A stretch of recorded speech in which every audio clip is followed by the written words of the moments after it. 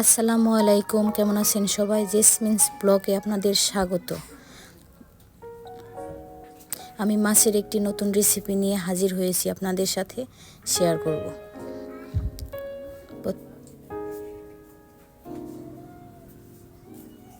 প্রথমে মাছে লবণ, হলুদ, মরিচ পরিমাণ মতো দিয়ে দেব। তারপর ভালোভাবে মেখে নেব।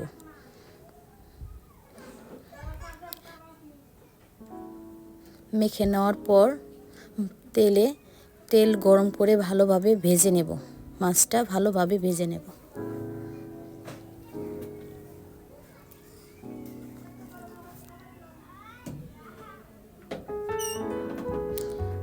মাছ ভাজা হয়ে গেছে। এরপর কড়াইতে তেল দিব, কাঁচামরিচ, পেঁয়াজ, একটু জিরা দিয়ে ভালো করে ভেজে নেব। এবার দেব আদা, রসুন, একটু জিরা দিয়ে একটু ভেজে নেব।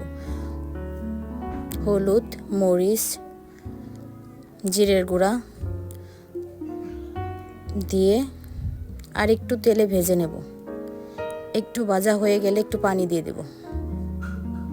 পানি দিয়ে কষিয়ে নেব। যখন তেল ছাড়বে, কষানো আমার হয়ে গেছে, তখন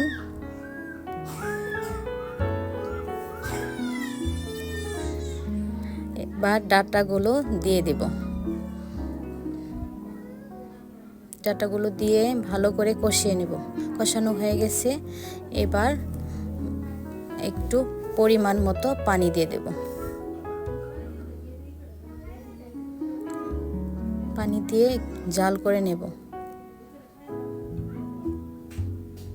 বলক ওঠা পর্যন্ত। বলক উঠে গেছে। এবার ভেজে রাখা মাছগুলো এর উপর দিয়ে দেব।